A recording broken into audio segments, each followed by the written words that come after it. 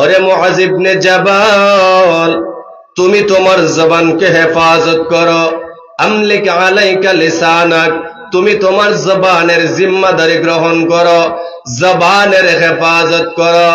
রে মুআজ ইবনে জাবাল, শুনো, তুমি যদি তোমার জবানের হেফাজত করতে পারো, জবানকে কন্ট্রোল করতে পারো, জবানকে গুনাহ থেকে বিরত রাখতে পারো, আমি বিশ্ব নবী রাহমাতুল লিল আলামিন ঘোষণা দিলাম, তোমাকে কোনো জিনিস আল্লাহর তৈরি জান্নাতে যেতে বাধা দিবে না। সুবহানাল্লাহ।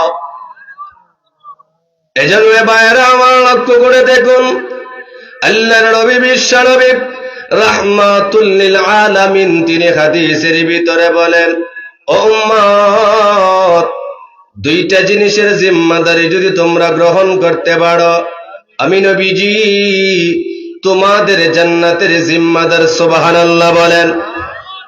মাইয়াজমাল লিমা বাইনা লিহিয়াইহি ওয়া মা বাইনা রিজলাইহি আজমাল্লাহুল জান্নাহ।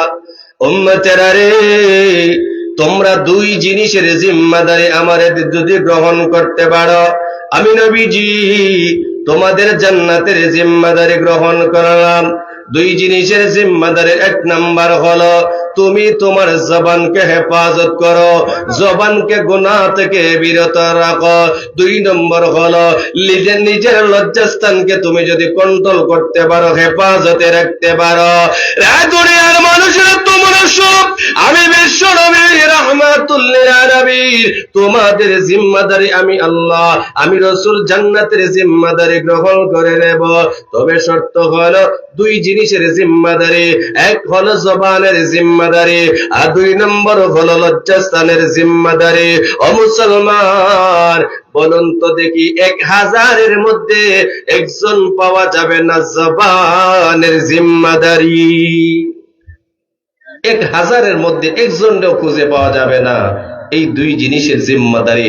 কারণ এই দুই জিনিসের মাধ্যমেই মানুষ গুনাহ সব সময় গুনাহের মধ্যে লিপ্ত থাকে।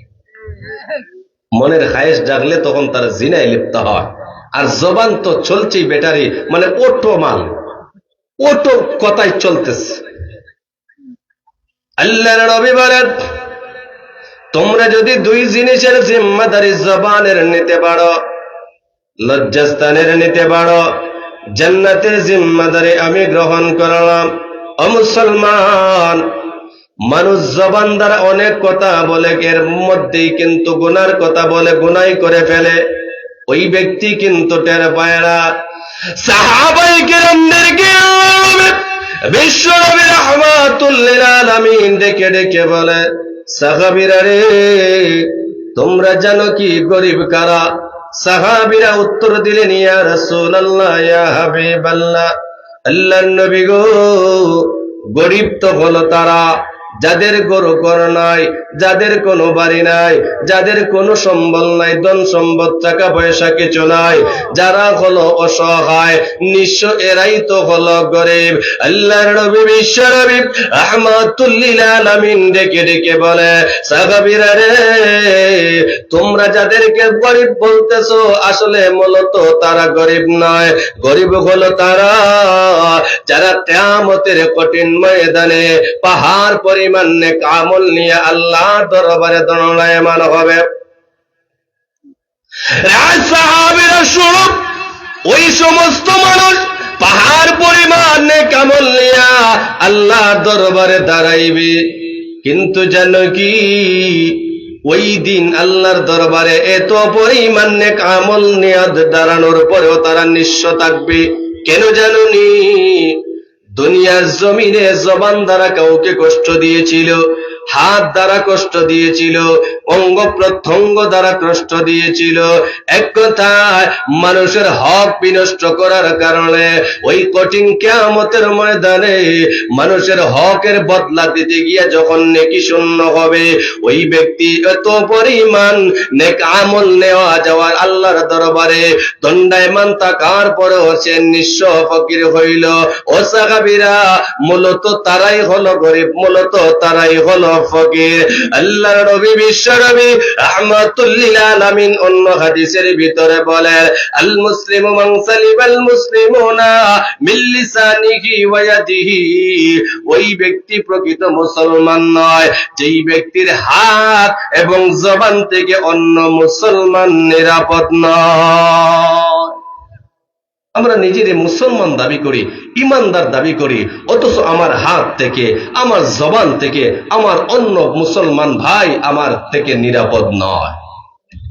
কেননা জবান দ্বারা আমরা তারে কষ্ট দেই, হাত দ্বারা কষ্ট দেই, অঙ্গ প্রত্যঙ্গ দ্বারা কষ্ট দেই। অমুসলমান, এই জবান আমরাকে বন্ধ, এই জবান আল্লাহ তাআলা আমাদেরকে দিয়েছেন রবকে ডাকার জন্য। আমরা কোন জায়গা থেকে যদি ঘর থেকে বের হইয়া যদি আমরা বাজারে যাই, হাতে একটা তাসবিহ নেবেন, সুবহানাল্লাহ 100 বার, আল্লাহু আকবার 100 বার, লা ইলাহা ইল্লাল্লাহ 100 বার, এভাবে যদি আপনি তাসবিহ তাহলিল পাঠ করেন, আপনি যত কদম ফালাইবেন সমস্ত কদমে কদমে আল্লাহ তাআলা আপনার আমলনামায় নেকি দিবেন। ও মুসলমান, আমি আপনি অবসর রয়েছি, ব্যস্ত রয়েছি, জবান দ্বারা কোন গুনাহের কাজে সংগঠিত না হইয়া আমরা যদি রবের জিকির করি, আল্লাহ আল্লাহ জিকির করি, ও মুসলমান, অন্তরের ময়লা পরিষ্কার হয় একমাত্র রবের জিকিরের মাধ্যমে। সুবহানাল্লাহ। অথচ আমরা সেই অন্তরটাকে, আমরা কল্পটাকে আমরা গুনাহ দ্বারা আমরা ভরপুর করে দিয়া সেই কল্পকে, অন্তরকে আমরা কালো বানিয়ে ফেলেছি। আর আমাদের কাছে শুধু গুনাই মজা লাগে, নেক কাজ করতে আমাদের মজা লাগে না, বরং গুনাহ করতেই আমাদের স্বাদ লাগে। এই জন্য ভাই, জবানকে আমরা কন্ট্রোল করতে হবে, হেফাজত করতে হবে। জবানের গুনাহ থেকে নিজেকে সব সময় কন্ট্রোল রাখতে হবে। হযরত ওমর, যিনি দুনিয়ার জমিনে জান্নাতের সার্টিফিকেট পাইছেন, আল্লাহর নবী বলেন ওমর ফিল জান্নাহ, ওমর হলো জান্নাতি। শুধু জান্নাতি নয়, হযরত ওমরের মেজাজ অনুযায়ী আল্লাহ তাআলা কুরআনুল কারীমে 21 জায়গায় কোরআনের আয়াত নাযিল করেছেন। হযরত ওমরের বেলায় নবী বলেন, লাউ কানা নাবিয়্যি বা'দে লাকানা ওমর, আল্লাহ রাসূল যদি আমার পরে কোন নবী আল্লাহ দুনিয়াতে প্রেরণ করতেন, তাহলে আল্লাহ তাআলা হযরত ওমরকে নবী হিসাবে দুনিয়াতে প্রেরণ করতেন। সুবহানাল্লাহর আওয়াজ কমে গেল না? ওই হযরত ওমর, যিনি খলিফাতুল মুসলিমিন, ওমর বলেন, আমি ছিলাম এক সময় জঙ্গলের একটা মাঠের উটের রাখাল, কিন্তু ইসলাম গ্রহণ করার পরে আমার আল্লাহ আমাকে এমন মর্যাদা দিয়েছেন, আল্লাহ পৃথিবীর অর্ধেক শাসন ব্যবস্থার দায়িত্ব আল্লাহ আমাকে দিয়েছেন। ওই খলিফাতুল মুসলিমিন হযরত ওমর রাদিয়াল্লাহু তাআলা আনহু সব সময় তার মুখের ভিতরে একটা পাথরের খণ্ড থাকতো। সাহাবীরা জিজ্ঞাসা করেন, ইয়া খলিফাতুল মুসলিমিন, ইয়া আমিরাল মুমিনিন ওমর, আপনার মুখে পাথরের খণ্ড কেন? ওমর বলেন, সাহাবীরা শোনো, আমি কেন আমার মুখের ভিতরে পাথরের খণ্ড রেখে দিয়েছি, আমি যখন রবের গোলামি করে পাথরটা আমি বের করে দেই, কিন্তু অযথা কথাবার্তা থেকে বাঁচাইয়া নিজেকে হেফাজত রাখার জন্য আমি মুখের ভিতরে পাথরের খণ্ড দিই।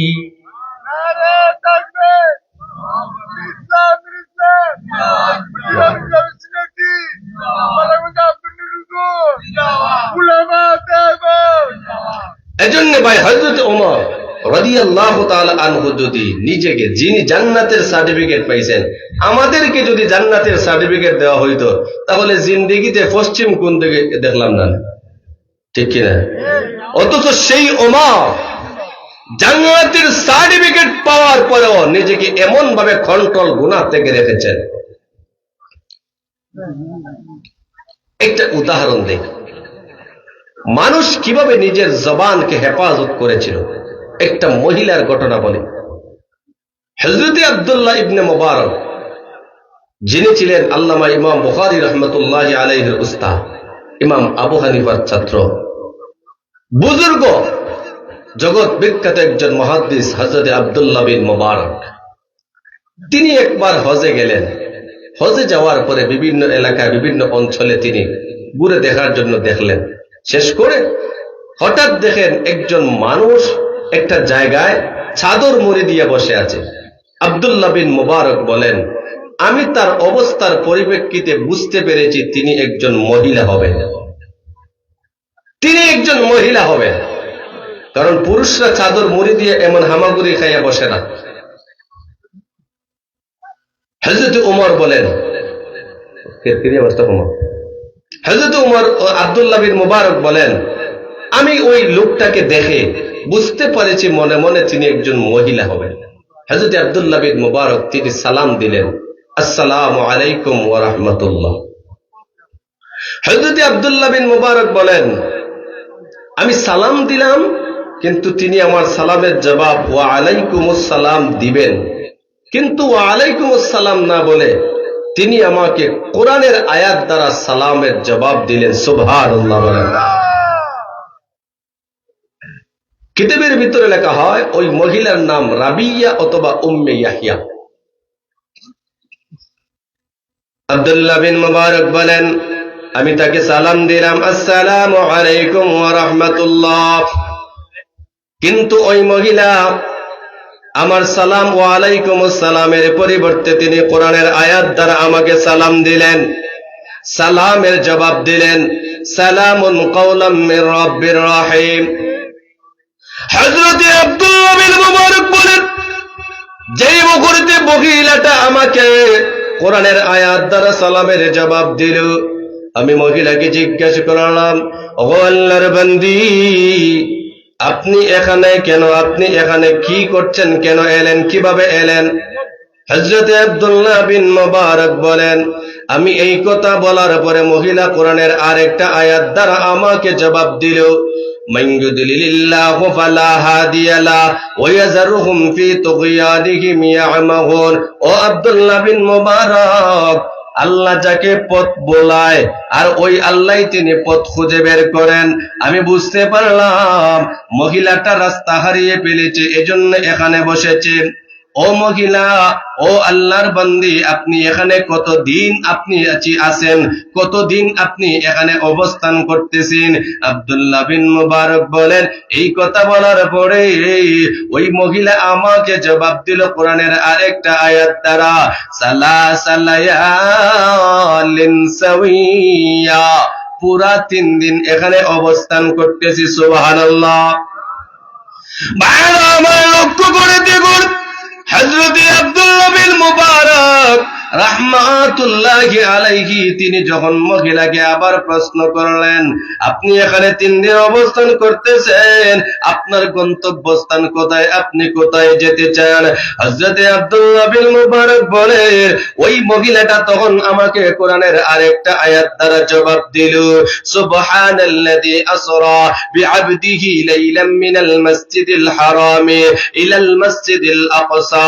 আব্দুল্লাহ বিন মুবারক বলেন, আমি বুঝতে পারলাম মহিলাটার গন্তব্যস্থান হলো বাইতুল মাকদিস, অর্থাৎ সে ফিলিস্তিনে যেতে চায়। বাইতুল হারাম অর্থাৎ মক্কায় এসেছিল হজ করার জন্য, এখন রাস্তা ভুলে গেছে, রাস্তা ভুলে গেছে।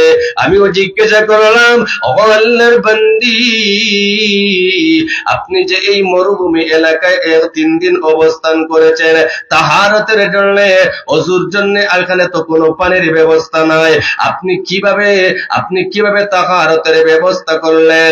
তখন ওই মহিলাটা জবাব দিলেন, আব্দুল্লাহ বিন মুবারক বলেন, কোরআনের আরেকটা আয়াত দ্বারা আমাকে জবাব দিল, ফাতায়াম্মামু সাঈদান তাইয়্যিবা, যেখানে পানি পাওয়া যাবে না ওইখানে পবিত্র মাটি দ্বারা তায়াম্মুমের ব্যবস্থা করে রবের কুদরতি ভয়ে, রবের হুকুম পালন করে। এমনি আব্দুল্লাহ বিন মুবারক বলেন, আমি ওই মহিলাকে লক্ষ্য করে বললাম, ও আল্লাহর বান্দি, এই মরুভূমি এলাকায় আপনি 3 দিন অবস্থান করতেছে, কিন্তু এখানে তো কোনো খাবারের ব্যবস্থা নাই, আপনি কিভাবে খান? আপনি কিভাবে পান করেন? আব্দুল্লাহ বিন মুবারক বলেন, আমি ওই কথা বলার পরে মহিলাটা আমার কাছে আমাকে কোরআনের আরেকটা আয়াত দ্বারা জবাব দিল, হুয়া ইউতঈমুনি ওয়া ইয়াসকিন। ও আব্দুল্লাহ বিন মুবারক শুনো, হুয়া ইউতঈমুনি ওয়া ইয়াসকিন, হুয়া দ্বারা মুরাদ হলো আমার আল্লাহ। আমার আল্লাহ আমাকে খাওয়ায়, আমার আল্লাহ আমারে পান করায়। না আমরা ধন সম্পদে খাওয়ায়, আমার ছেলে লন্ডন তাকে ছেলে খাওয়ায়, আমার সম্পদ আছে, আমার সম্পদ আমারে খাওয়ায়। না রে মুসলমান, রিজিকের মালিক কোন একমাত্র আমার আল্লাহ। আল্লাহ রাব্বুল আলামিন একমাত্র হলেন রিজিক দেনেওয়ালা। ও মুসলমান, আব্দুল্লাহ বিন মুবারক বলেন, আমি জিজ্ঞাসা করলাম, উত্তর দিলেন, হুয়া ইউতঈমুনি ওয়া ইয়াসকিন, তিনি আমারে খাওয়ায়, তিনি আমারে পান করান। তিনি কে? তিনি বলেন আল্লাহ। আমি এমনি আব্দুল্লাহ বিন মুবারক বলেন, আমি ওই আল্লাহর বান্দীকে জিজ্ঞাসা করলাম, ও আল্লাহর বান্দী, আমার কাছে কিছু শুকনা খাবার আছে, আপনি চাইলে আপনাকে দিতে পারি, খাইবেননি? আমি এই কথা বলার পরে ওই মহিলাটা আমাকে কোরআনের আরেকটা আয়াত দ্বারা জবাব দিল, সুম্মা আতিম্মুস সিয়ামা ইলাল লাইল, অর্থাৎ তোমরা রাত্রি আসা পর্যন্ত রোজাকে অপেক্ষমান করো। হযরত আব্দুল্লাহ বিন মুবারক বলেন, আমি মহিলাকে প্রশ্ন করলাম, ওগো মহিলা, এখন তো রমজানের ফরজ রোজা না, আর সফরকালীন অবস্থায় তো ফরজ রোজা ভেঙে দেওয়ার হুকুম আছে, আদেশ আছে। ও মহিলা, ও আল্লাহর বান্দী, এখন তো রমজানের রোজা না। এমনি আব্দুল্লাহ বিন মুবারক বলে, ওই মহিলাটা আমার এই কথার জবাবে বলে, ওয়া আতাসুমু খায়রুল লাকুম ইন কুনতুম তা'লামুন। ও আব্দুল্লাহ বিন মুবারক, যদিও এখন রমজানের ফরজ রোজা না, যদিও সফরের হালতে রোজা ভাঙার হুকুম আছে, কিন্তু ওয়া আনতাসুমু খায়রুল লাকুম, এরপরে রোজা রাখলে ভালো। সুবহানাল্লাহ। এরপরেও সফরকালীন অবস্থায় খুবই কষ্ট হয়, এজন্য সফরকালীন অবস্থায় নামাজের বেলায় কসর বলা হয়েছে, 4 রাকাতের জায়গায় 2 রাকাত পড়া হয়। সফর অনেক কষ্ট, কিন্তু সফরকালীন অবস্থায় মহিলাটা রোজা রাখে। রোজা রাখার পরে জবাব দিল কি, যে এরপরে রোজা রাখাটাই ভালো। আর আমরা অনেক সময় আমরা কিন্তু কি করি, রমজানের ফরজ রোজাটাও রাখতে আমরা পারি না, কারণ আমাদের স্বাস্থ্যের উন্নতি হবে না, স্বাস্থ্যের কমতি হবে। আমার সন্তান, বাবা মা আমরা কি আদর করে, আমার সন্তান শুকাইয়া যাবে, এই জন্য রমজানের রোজা রাখার দরকার নেই। অথচ মহিলা সফরকালীন অবস্থায় রোজা রাখে। ওই মহিলা যখন এই কথা বললেন, মহিলাকে লক্ষ্য করে বলেন, আব্দুল্লাহ বিন মুবারক বলেন, আমি জিজ্ঞাসা করলাম, ওগো আল্লাহর বান্দী, আপনার বংশ পরিচয় কি, আপনার কোন বংশের আপনি? হযরত আব্দুল্লাহ বিন মুবারক বলেন, আমি যেই বকলটি প্রশ্ন করলাম, প্রশ্নের উত্তরের জবাবে মহিলাটা কোরআনের আরেকটা আয়াত দ্বারা জবাব আমাকে দিল, লা তাকুফু মা লাইসা লাকা বিহি ইলম। ও আব্দুল্লাহ বিন মুবারক, এমন বিষয়ে প্রশ্ন করিও না, কারণ তোমাকেও আমি চিনি না, আমিও তোমারে চিনি না। তুমিও তুমি কোন বংশের এটা আমি জানি না, আমি কোন বংশের তুমিও তা জানো না, বিদায় এমন বিষয়ে তুমি প্রশ্ন করিও না। হযরত আব্দুল্লাহ বিন মুবারক বলেন, আমি তখন মহিলাটাকে বললাম, না, আর আমি আপনাকে কোনো প্রশ্ন করব না, আপনি আমাকে ক্ষমা করে দিন, আপনি আমারে মাফ করে দিন। হযরত আব্দুল্লাহ বিন মুবারক বলেন, আমি যেই মুহূর্তে এই কথাটা বললাম, মহিলাটা আমাকে আমার প্রশ্নের জবাবে আরেকটা আয়াত দ্বারা জবাব দিল, লা তাসরিবা আলাইকুমুল ইয়াউম ইয়াগফির আস্তাগফিরুল্লাহু লাকুম। ও আল্লাহর বান্দা আব্দুল্লাহ বিন মুবারক, আমি ক্ষমা করার কেউ নয়, ক্ষমা যদি চাইতে হয় আল্লাহর দরবারে চাও। এবার আব্দুল্লাহ বিন মুবারক বলেন, আমি ওই মহিলাকে প্রশ্ন করে বললাম, ও মহিলা শোনো, আপনি কোথায় যেতে চান? যদি যেতে চান, আমার একটা সওয়ারি আছে, ওই সওয়ারিকে দিয়ে আমি আপনার গন্তব্যস্থানে পৌঁছে দিতে পারি, আপনি কি আমার সাথে যাবেন? ওই মহিলাটা তখন ডেকে বলে, কোরআনের আরেকটা আয়াত দ্বারা আমাকে বলে দিল, ওয়া মা তাফআলু মিন খাইরিন ইয়ালামুহুল্লাহ। ও আব্দুল্লাহ বিন মুবারক শোনো, তোমরা যা কল্যাণকর কাজ করো, এই কল্যাণকর কাজ সম্পর্কে একমাত্র অবগত আছেন আমার আল্লাহ, আল্লাহই ভালো জানেন। আব্দুল্লাহ বিন মুবারক বলেন, আমি যেই মুহূর্তে আমার সওয়ারিটা ওনার কাছে আনলাম, ও সওয়ারিটা আনলাম, এমনি মহিলাটা আমাকে উদ্দেশ্য করে কোরআনের আরেকটা আয়াত পড়লো, কুল্লিল মুমিনিনা ইয়াগুদ্দু মিন আবসারিহিম। আল্লাহ রাব্বুল আলামিন বিশ্ব নবী রাহমাতুল লিল আলামিনকে জানাইয়া দেয়, কুল্লিল মুমিনিনা ইয়াগুদ্দু মিন আবসারিহিম। ওগো নবীজি, আপনি মুমিন ইমানদার বান্দা বান্দীদেরকে জানাইয়া দিয়ে তারা যেন তাদের দৃষ্টিকোণ নিচের দিকে রাখে। আব্দুল্লাহ বিন মুবারক বলে, আমি বুঝতে পারলাম তিনি হলেন একজন মহিলা, আমার নজর যদি ওনার কাছে ওনার দিকে পড়ে, এজন্য আমার নজরটা মাটির দিকে যাওয়ার জন্য, নিচের দিকে রাখার জন্য তিনি আমাকে আদেশ করলেন। এমনি দেখি আমি যখন সোয়ারিটা আনলাম, সোয়ারিটা রাগান্বিত হইয়া মহিলাকে দেখে ও রাগান্বিত হয়ে গেল, তিনি সোয়ারি থেকে পড়ে গেলেন। আমি বললাম, আক্ষেপ হয়ে গেল আপনার জন্য, আপনি মনে হয় দুঃখ বা বেদনা ব্যথা পেয়েছে। এই কথা বলার পরে আব্দুল্লাহ বিন মুবারক বলেন, মহিলাটা তখন আমাকে কোরআনের আরেকটা আয়াত দ্বারা জবাব দিল, মা আসাবা মিন মুসিবাতিন ফাবিমা কাসাবাত আইদিকুম। আব্দুল্লাহ বিন মুবারক শুনো, বিপদ আর মুসিবত যা কিছু আছে এগুলো আমাদের কামাইয়ের জন্য আছে।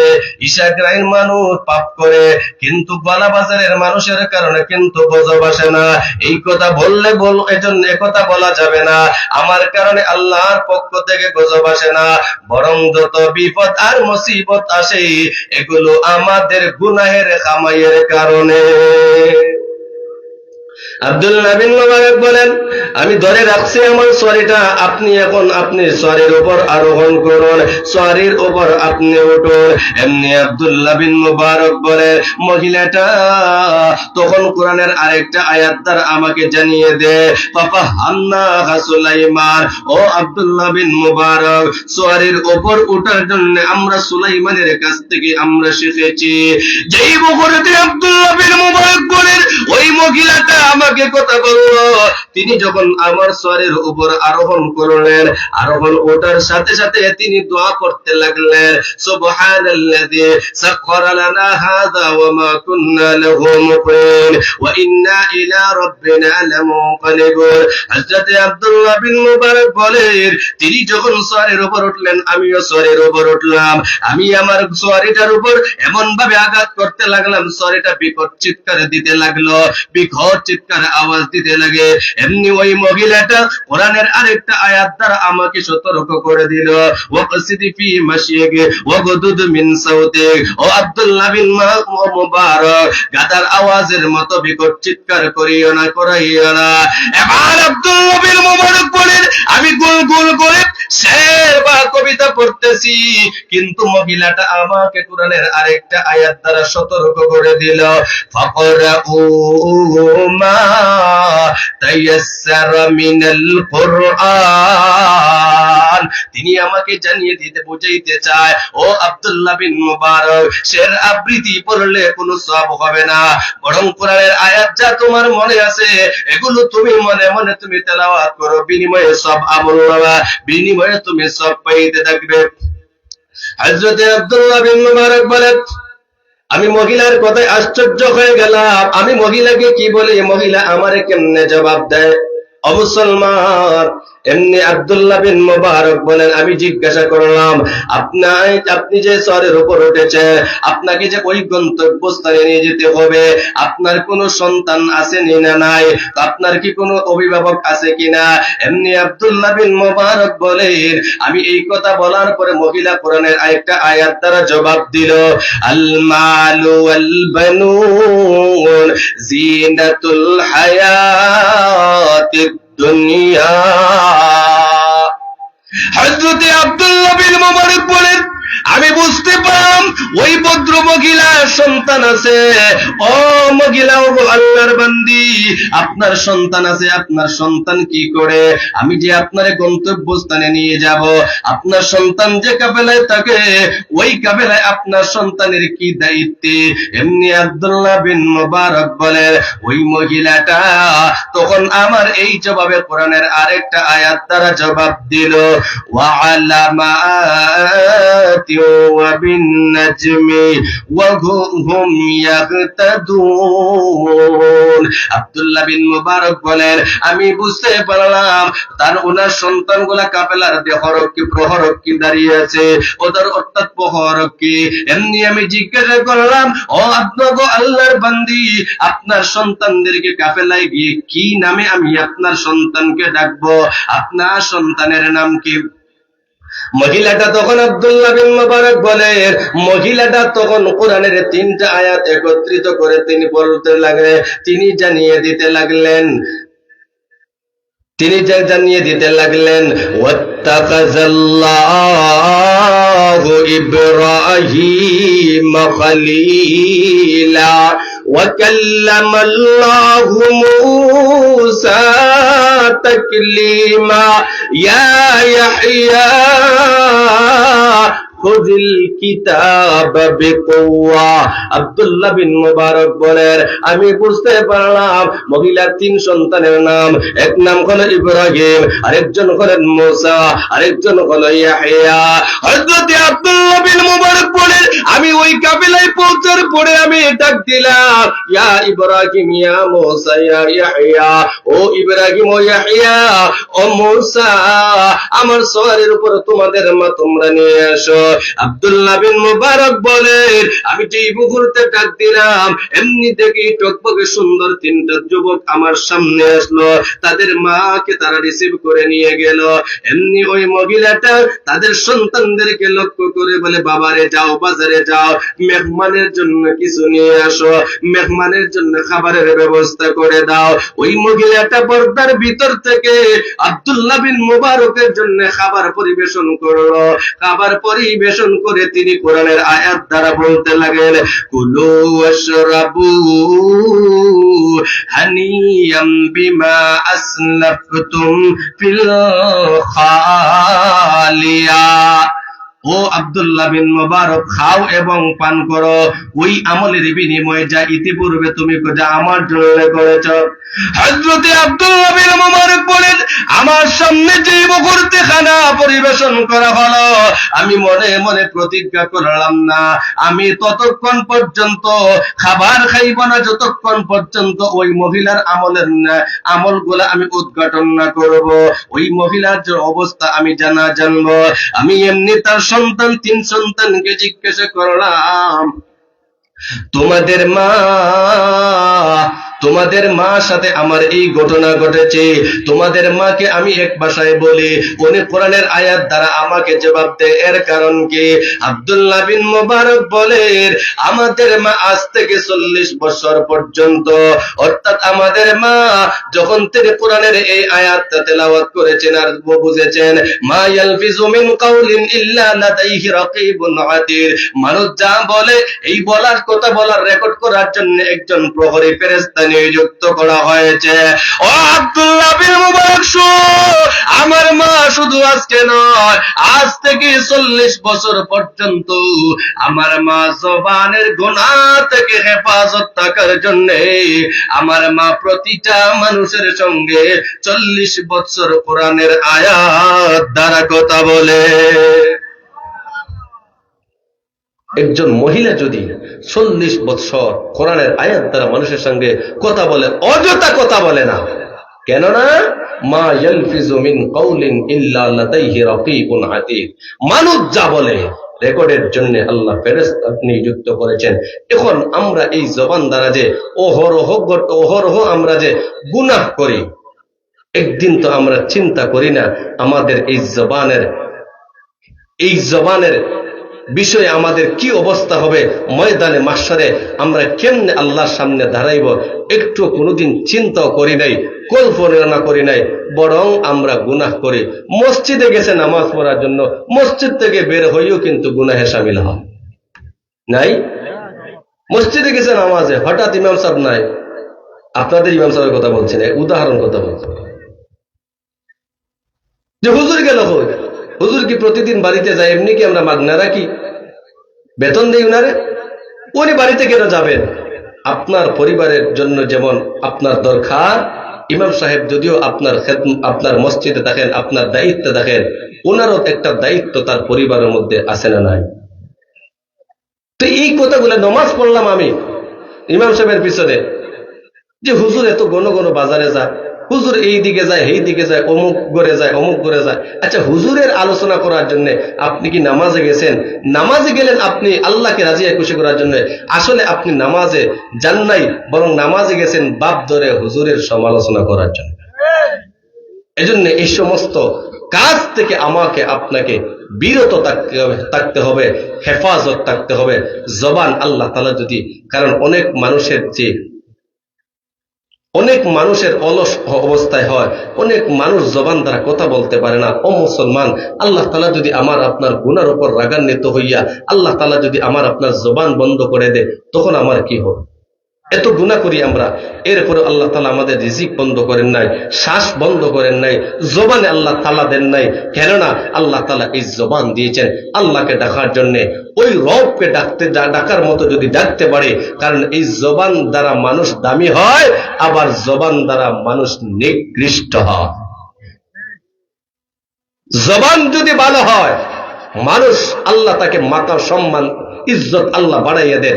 কারণ মানুষ তাকে মানুষের সাথে জবান দ্বারা যদি সুন্দর ব্যবহার করে, দেখবেন মানুষও তাকে আদর করে, মহব্বত করে, ভালোবাসে। কিন্তু জবান দ্বারা যদি আমি সব সময় মানুষের সাথে দুর্ব্যবহার করি, খারাপ আচরণ করি, তাহলে দেখবেন ওই মানুষ আমারে ভালো পাবে না। যত বড় আমি আল্লামা হই না কেন, এরপরও মানুষ বলবে লোকটা খারাপ, ঠিক না? আর যদি সাধারণ হয় আর আমার জবান যদি সুন্দর হয়, আমি জবান দ্বারা কেন মানুষকে আমি জবান দ্বারা আমি এই কষ্ট দিব? এটা তো দেওয়ার দরকার আমার নাই। এজন্যই তো রাসূল বলেন যে ওই ব্যক্তি পরিপূর্ণ মুসলমান হতে পারবে না যে মানুষটা নিজের জবান এবং নিজের হাত থেকে অন্য মানুষ নিরাপদ নয়। এজন্য ভাই, জবান দ্বারা আমরা কাউকে কষ্ট দিব না, হাত দ্বারা কষ্ট দিব না, এক কথায় কোন মানুষের হক আমরা নষ্ট করব না ইনশাআল্লাহ। আল্লাহ আমাদের সেই তৌফিক দান করুন। আমিন। আসতে হই না বলে হুজুর ইওয়াজ তো শুনছি, এরপরেও তো গিয়ে আমরা জবান দ্বারা বেটারি শুরু হয়েছিল। এমন যদি মন মানসিকতা হয়, তাহলে ওয়াজে কোনো কাজ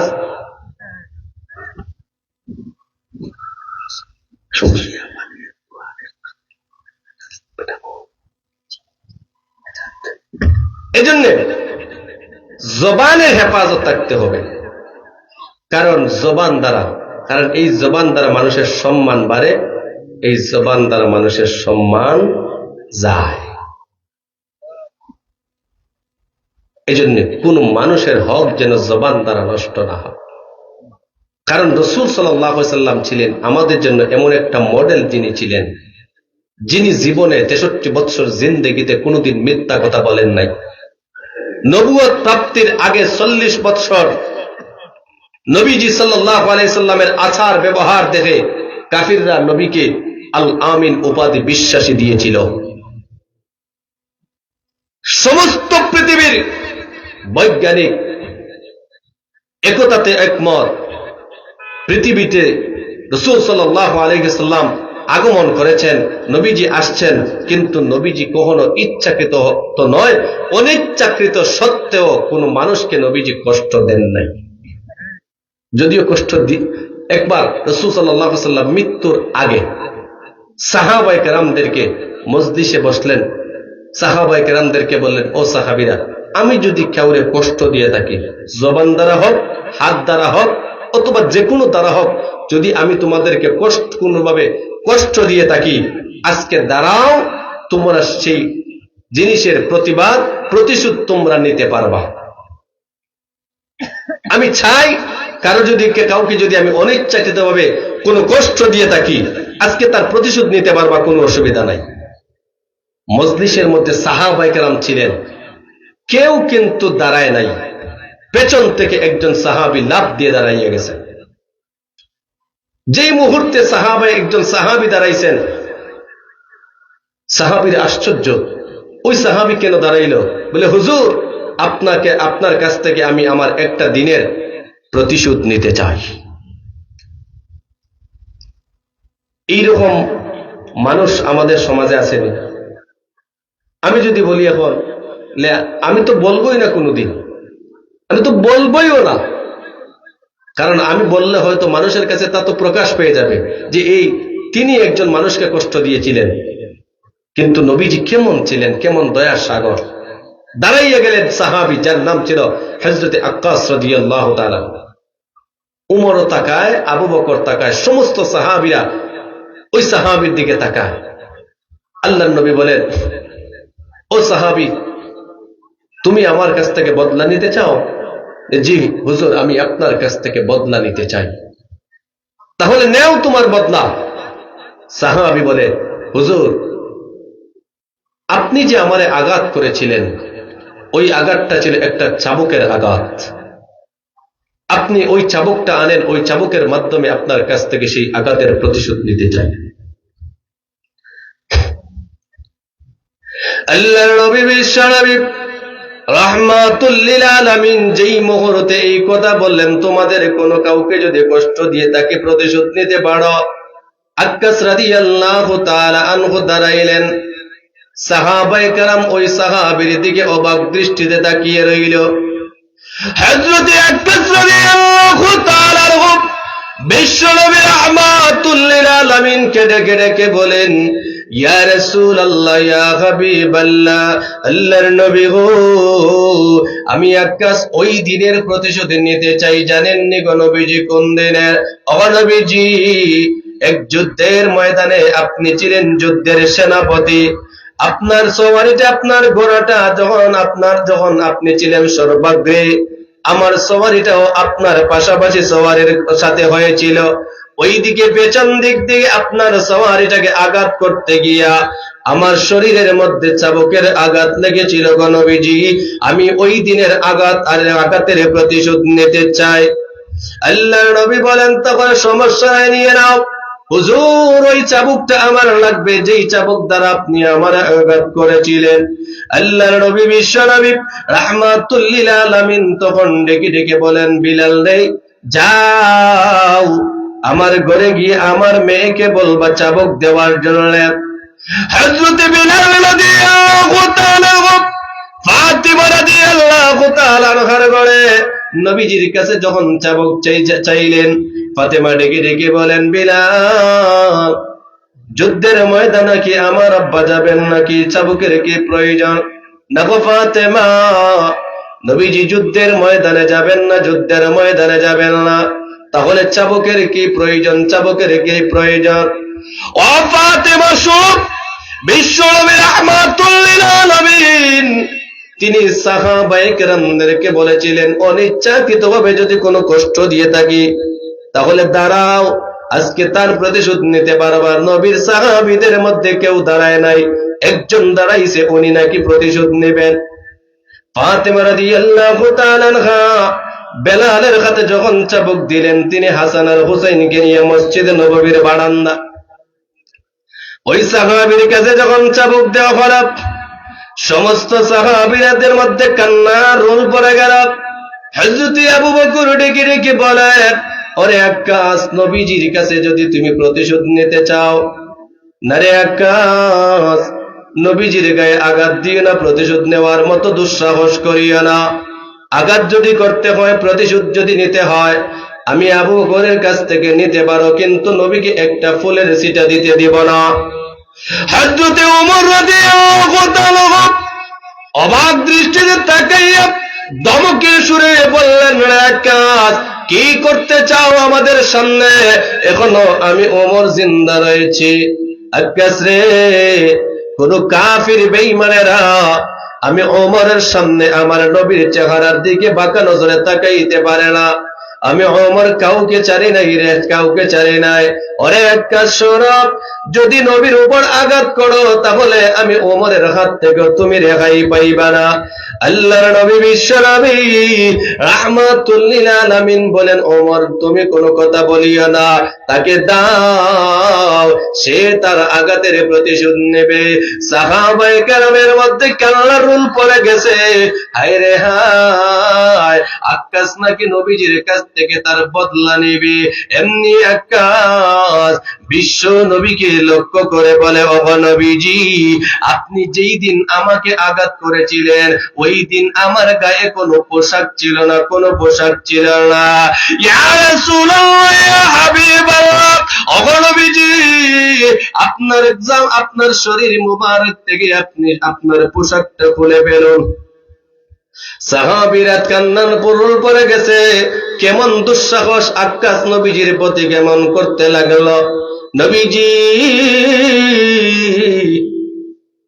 আক্কাসকে ডেকে ডেকে বলেন, রে আক্কাস, আমার সাহাবীদের সামনে তুমি আমাকে আমার কাপড় খুলে আমার শরীরে আঘাত করিও না রে সাহাবী আক্কাস। রে আক্কাস, কেন যাও? আমার সাহাবীদের মধ্যে সামনে যদি তুমি আমাকে আঘাত করো আমার সাহাবীরা বরদাস্ত করবে না। হযরতে আবু বকর আবারও লাফ দিয়া দাঁড়াইয়া গিয়ে কান্দে আর বলে, আক্কাস রে, যেই নবীজির গায়ে মশা মাছি বসা ছিল হারাম রে আক্কা। আরে আক্কাস,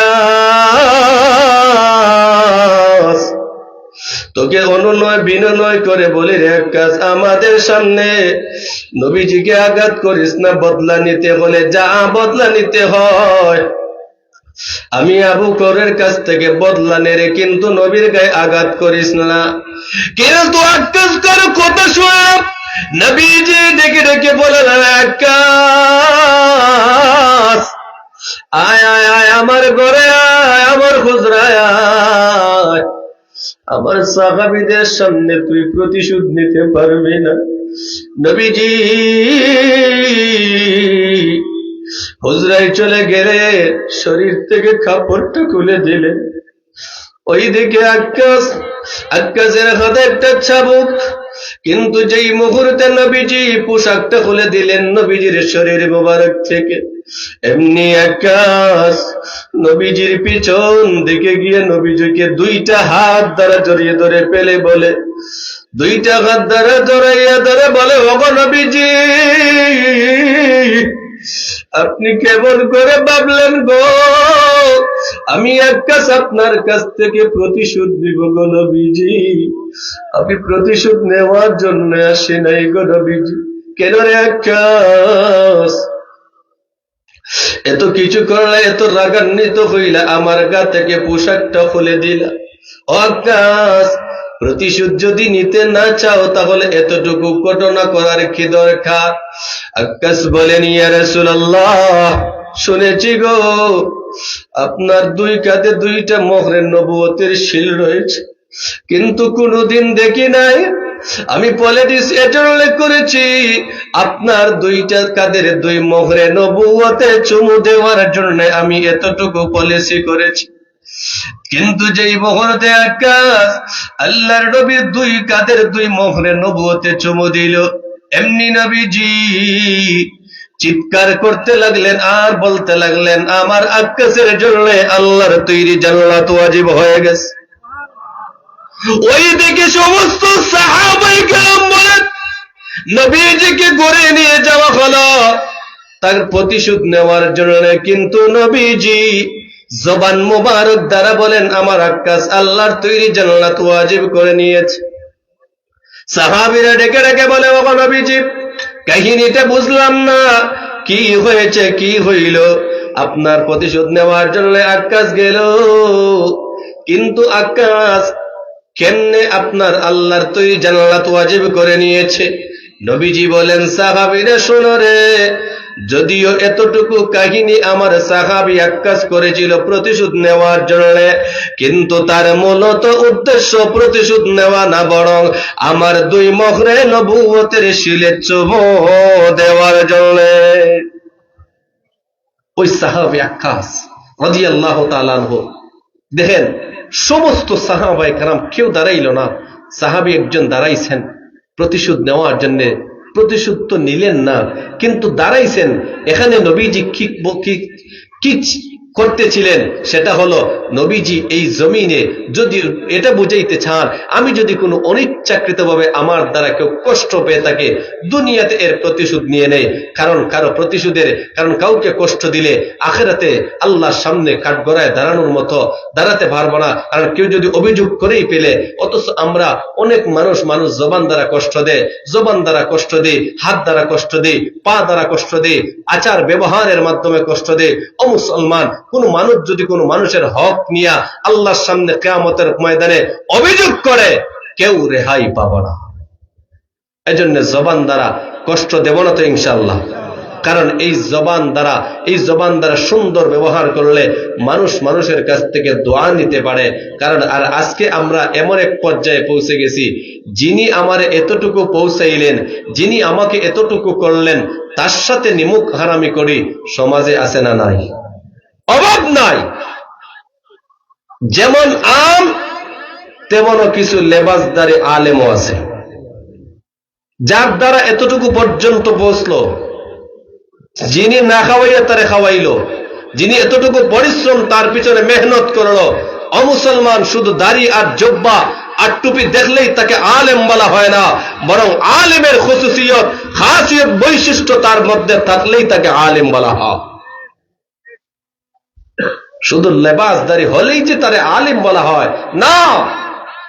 কারণ শয়তানও ছিল লেবাসদারি, তার কোন দিক দিয়ে, ইলমের দিক দিয়ে কোন দিক দিয়ে কম ছিল না, কিন্তু অহংকার করার কারণে দুনিয়া নিকৃষ্ট হয়েছে। এজন্য ভাই, আমার পিছনে যদি কারো মেহনত হয়, এজন্য চলতে গেলে দুনিয়াতে এই জমিনে আল্লাহর দয়া ছাড়া চলা যাবে না, আল্লাহর দয়া ছাড়া এত সম্মান পাওয়া যাবে না। কিন্তু আল্লাহর দয়াও লাগবে, মানুষেরও দোয়ার প্রয়োজন লাগবে।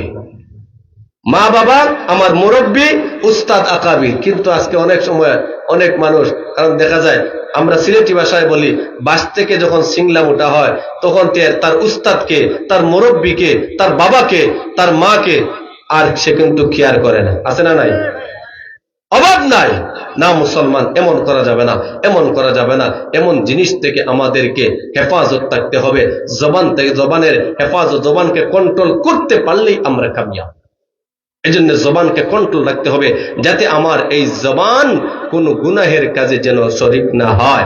এই জন্যই তো রসুল বলেন, কারণ কলবের কথা আমি শুরুতেই বলছিলাম, এই জন্য রসুল সাল্লাল্লাহু আলাইহি ওয়াসাল্লাম বলেন, ও সাহাবীরা শোনো, আলা ইন্না ফিল জাসাদি মুযগাতান ইযা সালাহাত সালাহাল জাসাদু কুল্লুহু ওয়া ইযা ফাসাদাত ফাসাদাল জাসাদু কুল্লুহু আলা ওয়াহিয়াল কলব। ও সাহাবীরা শোনো, মানুষের শরীরের ভিতরে এমন একটা হৃৎপিণ্ড আছে, এমন একটা গোশতের টুকরা আছে, যেই গোশতের টুকরা ভালো হলে তার গোটা দেহ ভালো, যেই গোশতের টুকরা নষ্ট হলে তার গোটা দেহ নষ্ট। সাহাবীরা প্রশ্ন করলেন, ইয়া রাসূলুল্লাহ, ওই গোশতের টুকরাটা কি, ওই হৃৎপিণ্ডটা কি? রাসূল সাল্লাল্লাহু আলাইহি ওয়াসাল্লাম তখন বললেন, আল্লাহ ওয়াহিয়াল কলব, সেটা হলো মানুষের অন্তর। আমরা যদি গুনাহ করে যদি আমাদের কলবকে যদি ময়লা দ্বারা ভরপুর করে দেই, তাহলে দেখবেন নেক কাজের দিকে আমাদের মন যাবে না, শুধু গুনাহ করতে থাকবো। এজন্য অন্তরের ময়লা দূর করার একমাত্র কারণ, একমাত্র হাতিয়ার হলো আল্লাহ বিজিকিরিল্লাহি তাতমাইন্নুল কুলুব। অন্তরের প্রশান্তি হলো, অন্তর সাফ করার 1 নম্বর মেডিসিন হলো আল্লাহ তাআলার জিকির। এজন্য এই জবান আমরা গুনাহের কাজে ব্যবহার না করে আল্লাহর জিকিরে ব্যবহার করব। আল্লাহ তাআলাকে ডেকে ডেকে আল্লাহ তাআলার গোলামি করে এই জবান আমরা ব্যবহার করব। এই জবান আমরা সৎ পথে ব্যয় করব। এই জবান আমরা অন্যায়ের পথে ব্যয় করব না। কারণ এই জবান দ্বারা মানুষ অনেক কিছুই ওয়াদা করে, অনেক কিছুই বলে। এজন্য আল্লাহ রাসূল বলেন, মুনাফিকের বৈশিষ্ট্য হলো 3টা। আয়াতুল মুনাফিকিন সালাত, ইযা হাদাসা কাযাবা ওয়া ইযা ওয়া'আদা আখলাফা ওয়া ইযা তুমিনা খানা। আল্লাহ রাসূল বলেন, 1 নম্বর হলো মুনাফিকের বৈশিষ্ট্য, এরা কথায় কথায় মিথ্যা কথা বলে। আমি খুতবার ভূমিকায় বলেছিলাম যে মানুষ জবান দ্বারা মিথ্যা কথা বলে, অহরহ মিথ্যা কথা বলে। তাহলে বুঝুন, মিথ্যা কথা যদি কেউ বলে এক কোন খাতারে, মুমিনের খাতারে না মুনাফিকের খাতারে? এটা আমার কথা না, রসুলের কথা।